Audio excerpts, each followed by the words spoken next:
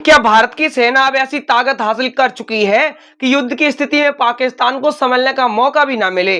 क्या भारतीय सेना का नया इंटीग्रेटेड बैटल ग्रुप यानी आईबीजी मॉडल दक्षिण एशिया के सैन्य संतुलन को बदलने जा रहा है? और आखिर क्यों पाकिस्तान के सैन्य विशेषज्ञ अपनी ही सेना को चेतावनी दे रहे हैं कि अगर उन्होंने भारत की तरह तैयारी नहीं की तो भविष्य के किसी भी संघर्ष में उन्हें भारी कीमत चुकानी पड़ सकती है। यही वह सवाल है जिसने पिछले कुछ दिनों में भारत और पाकिस्तान दोनों देशों के रक्षा विश्लेषकों का ध्यान अपनी ओर खींचा है। भारतीय सेना ने वर्षों की तैयारी, परीक्षण और सैन्य सुधारों के बाद अपने पहले इंटीग्रेटेड बैटल ग्रुप्स को ऑपरेशनल करना शुरू कर दिया है। यह केवल एक सैन्य पुनर्गठन नहीं है बल्कि भारतीय वायुसेना की युद्ध लड़ने की पूरी सोच में एक बड़ा बदलाव माना जा रहा है। आज तक भारतीय सेना की संरचना मुख्य रूप से पारंपरिक मॉडल पर आधारित थी। एक ब्रिगेड, कई ब्रिगेड मिलकर एक डिवीजन और कई डिवीजन मिलकर एक कोर बनाते थे। युद्ध की स्थिति में विभिन्न इकाइयों को एक साथ लाने, आदेश देने और मोर्चों पर भेजने में काफी समय लगता था, लेकिन आधुनिक युद्धों में समय ही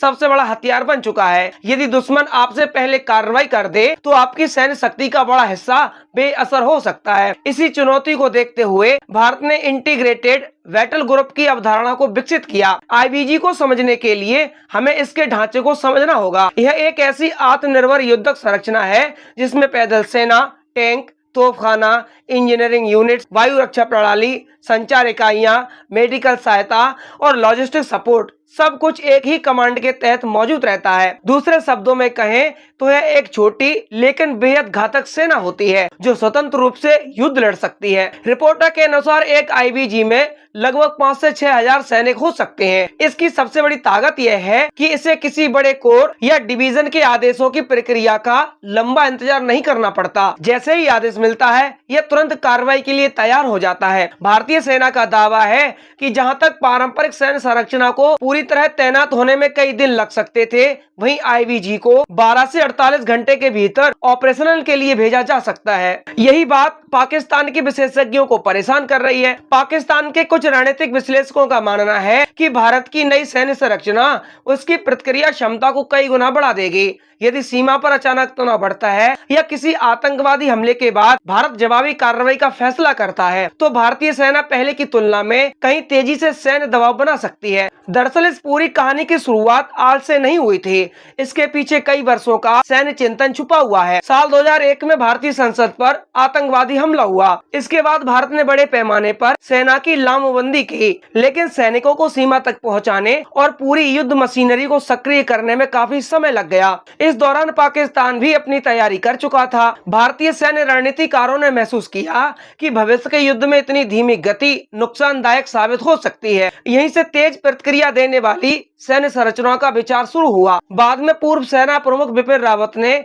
आईबीजी अवधारणा को आगे बढ़ाया कि भविष्य के युद्ध छोटे लेकिन अत्यधिक तीव्र होंगे, जिनमें निर्णय लेने और कार्रवाई करने की गति ही जीत और हार तय करेगी। आईबीजी की संरचना को भारत ने वर्षों तक विभिन्न सैन्य अभ्यासों में परखा। अब सवाल उठता है कि पाकिस्तान को सबसे ज्यादा चिंता किस बात की है? इसका जवाब है समय। किसी भी युद्ध में सबसे महत्वपूर्ण तत्वों में से एक होता है और वो होता है प्रतिक्रिया का समय।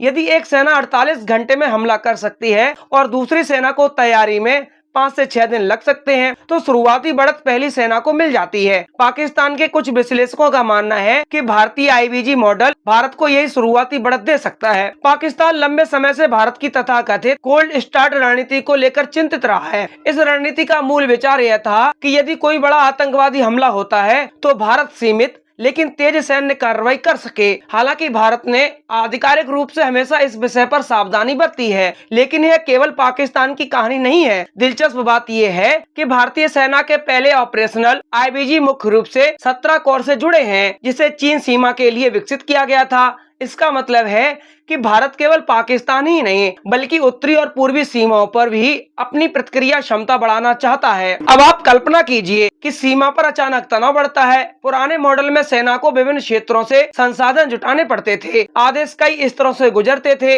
लेकिन आईबीजी मॉडल में अधिकांश आवश्यक संसाधन पहले ही कमांड में मौजूद रहते हैं। इससे न केवल समय बचता है बल्कि युद्ध के शुरुआती चरण में दुश्मन पर दबाव बनाने की क्षमता भी बढ़ जाती है।